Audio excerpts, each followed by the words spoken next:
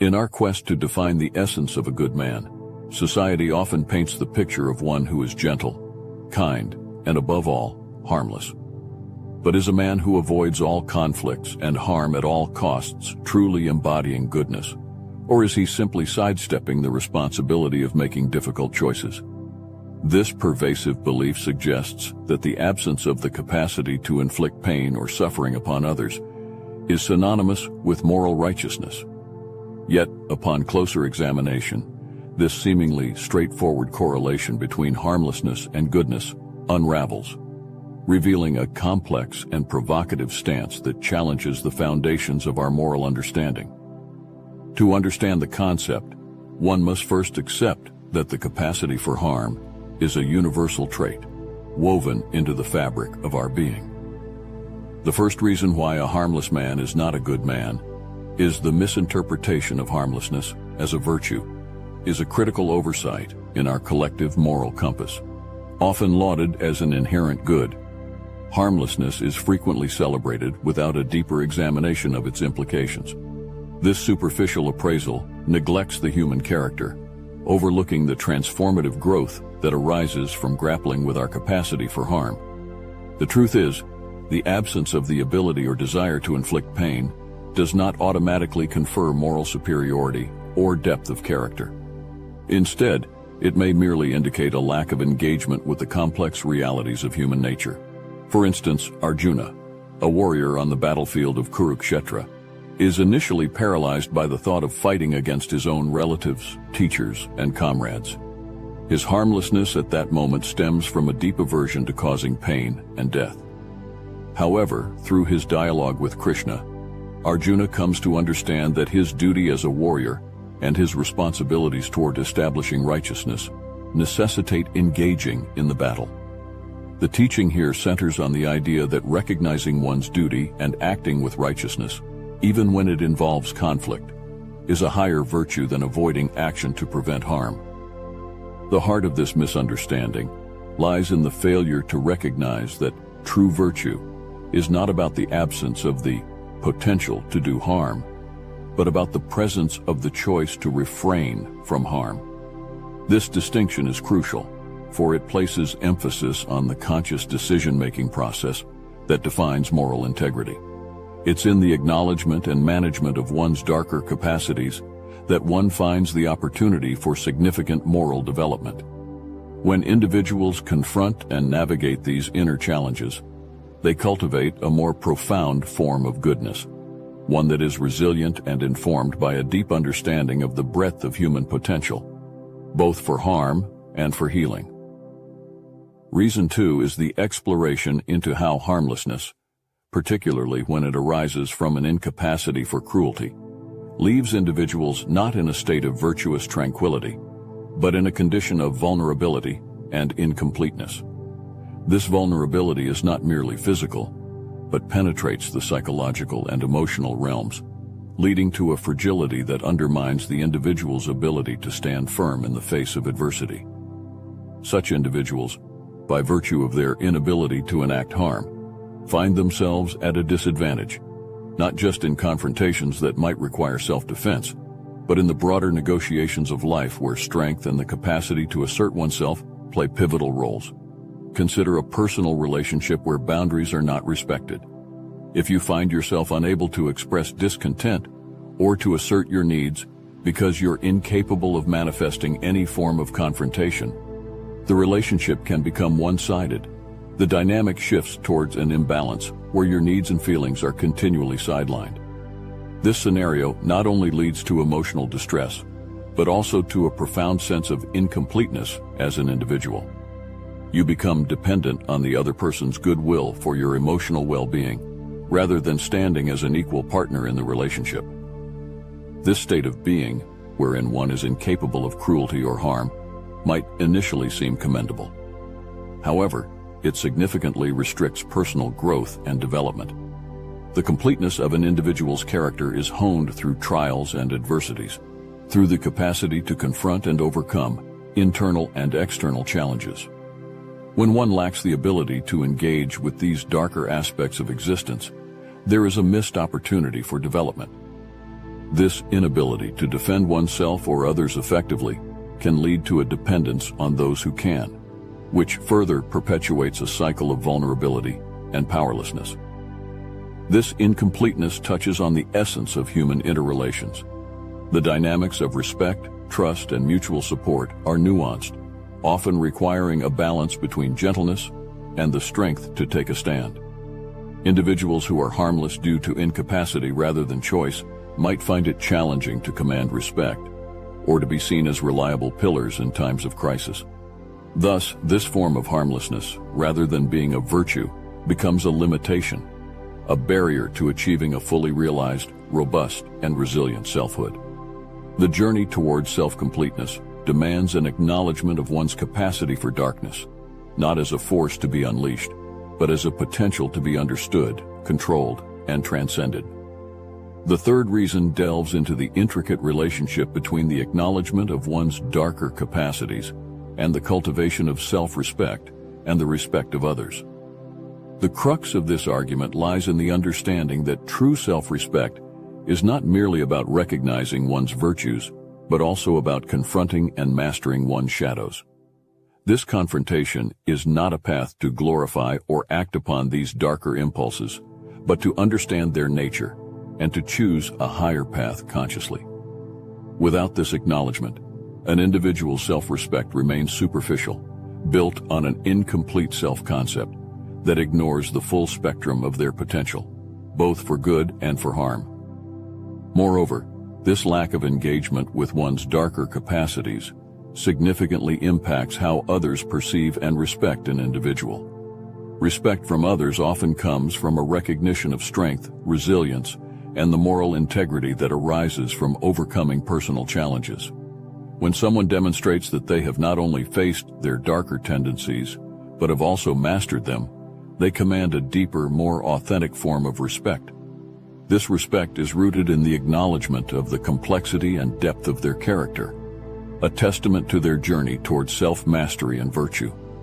For example, facing significant challenges like tight deadlines and high team pressure, you might be tempted to ignore conflicts between team members, hoping they resolve on their own.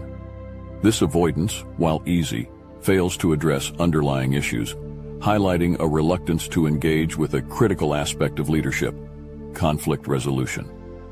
Acknowledging the conflict as a personal leadership challenge involves confronting your own fears of upsetting others or being disliked. By directly addressing the issue, facilitating open communication, and working towards a resolution, you navigate through personal discomfort and enhance team cohesion and project success. This approach not only boosts your self-respect by facing and managing internal challenges, but also earns your team's deeper respect. Demonstrating a willingness to tackle difficult situations head-on showcases your resilience, integrity, and commitment to the team's well-being and the project's success. Conversely, failing to engage with these darker aspects can lead to a perception of naivety or weakness, qualities that can undermine the respect one commands in social and professional circles. The deep respect of others, much like self-respect, is earned through the demonstration of a nuanced, balanced approach to one's inner world. It comes from the recognition that the individual has navigated the treacherous waters of their psyche and emerged with a profound understanding of themselves and a deliberate commitment to goodness, too. The fourth reason why a harmless man is not a good man is the compelling call for shadow integration, a psychological process crucial for achieving personal wholeness. This journey involves a deep dive into the self, engaging with the parts we often shy away from: our capacity for darkness, our unacknowledged desires, and our repressed fears. It's a pathway endorsed by the pioneering insights of Carl Jung, who illuminated the importance of embracing our entire being, including those facets hidden in the shadows. This process isn't about giving darkness free rein, but acknowledging its presence as a step towards complete self-awareness. The necessity of this integration cannot be overstated. Without it, we remain fragmented, only partially conscious of the depth and breadth of our potential. This partial awareness constrains our ability to navigate life authentically, leaving us at the mercy of unseen forces within us.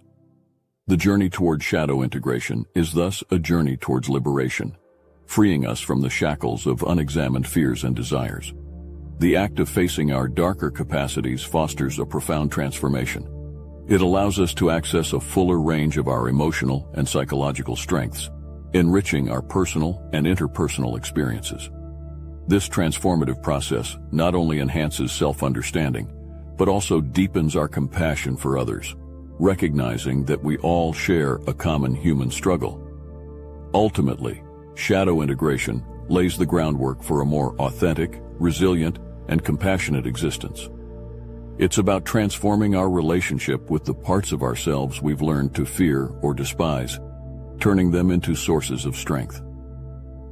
This psychological journey, challenging though it may be, is essential for anyone seeking a complete and balanced life, where decisions are made from a place of full awareness and profound self-acceptance.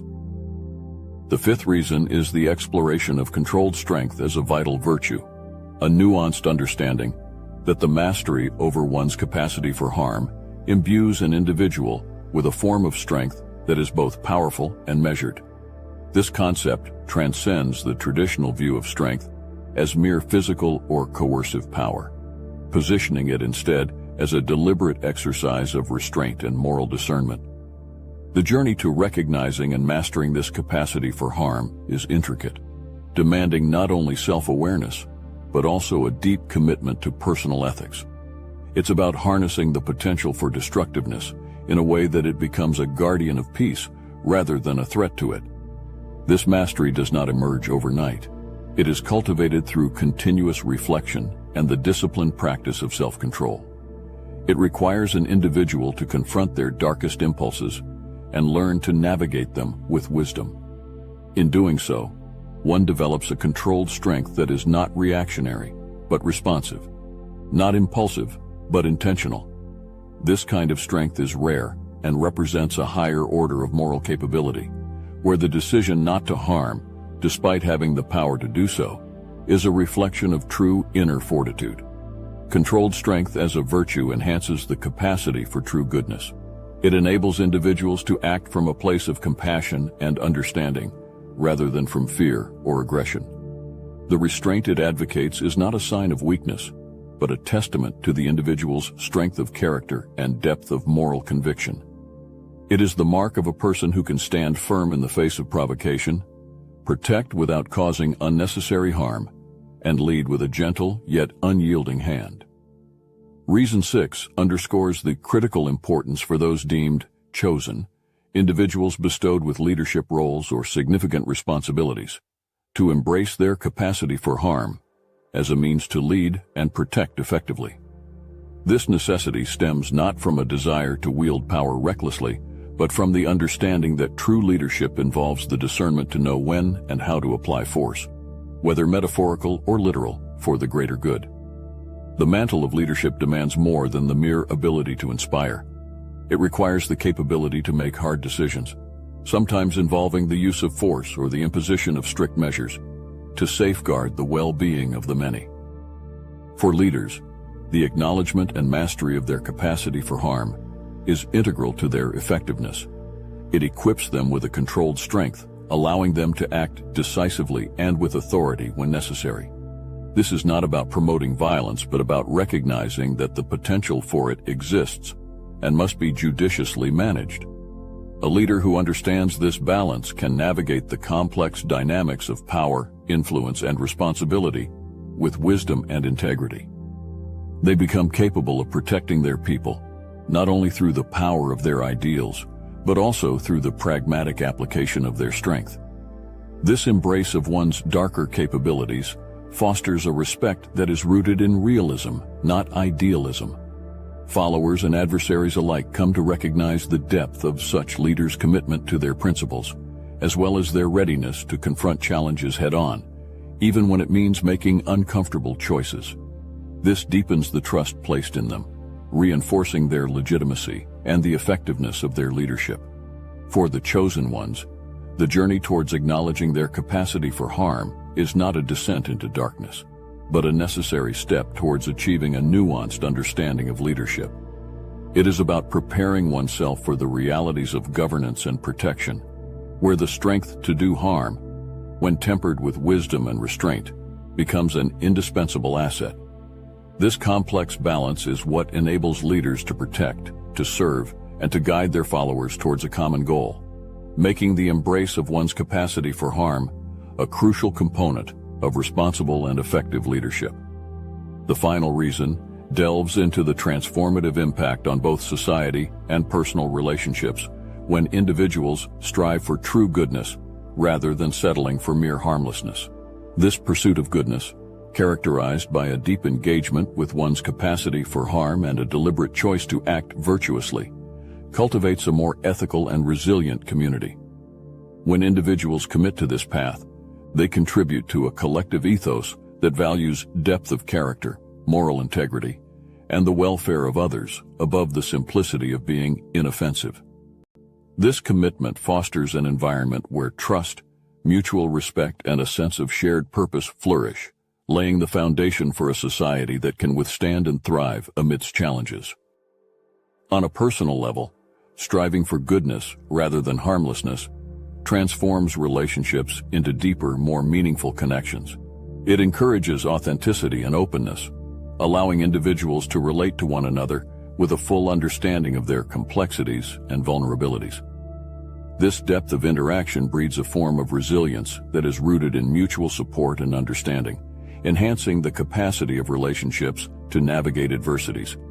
Furthermore, by choosing goodness, individuals model behaviors that inspire others, creating a ripple effect that can elevate the moral standards of their communities. The collective pursuit of goodness over harmlessness can lead to significant societal transformation. It shifts the cultural narrative from one that avoids conflict at the cost of progress to one that embraces the challenges of ethical living as opportunities for growth. Such a society is better equipped to address injustices, to foster social cohesion, and to create an environment where individuals are empowered to achieve their potential. The transition from a community of the harmless to one of the actively good is a journey towards a more ethical, just, and resilient society, where the challenges of living together are met with wisdom, strength, and compassion. In the labyrinth of morality, we uncover the elusive truth that the absence of harm does not necessarily denote goodness. It is a journey veiled in shadows, where the depths of self-discovery reveal the intricate dance between light and darkness within. True goodness, shrouded in mystery, beckons forth those daring enough to tread its enigmatic path, a path illuminated by the flickering flames of self-awareness, mastery, and the conscious choice to transcend one's capacity for harm. As we traverse this ethereal landscape, we are drawn to the realization that harmlessness, when stripped of its veneer, reveals a profound incompleteness, a void yearning to be filled with the whispers of our darkest truths. For in the depths of vulnerability lies the crucible where true strength is forged, a strength tempered by the conscious restraint of our primal urges, a strength that emanates from the very core of our being. Leaders, the chosen ones, emerge from the shadows, wielding not the sword of domination, but the ethereal blade of moral integrity. Theirs is a journey of transformation, where the shadows they confront become the cloak of wisdom that adorns their shoulders. And as they navigate the ethereal currents of societal and personal metamorphosis, they become beacons in the night, a guiding light for those who seek the elusive shores of true goodness. In this enigmatic existence, the journey towards true goodness remains an ever-shifting labyrinth, a labyrinth where the answers lie not in the clarity of light, but in the depths of shadow. It is a journey of mystery, of revelation, and of the eternal quest to uncover the enigma of our own humanity.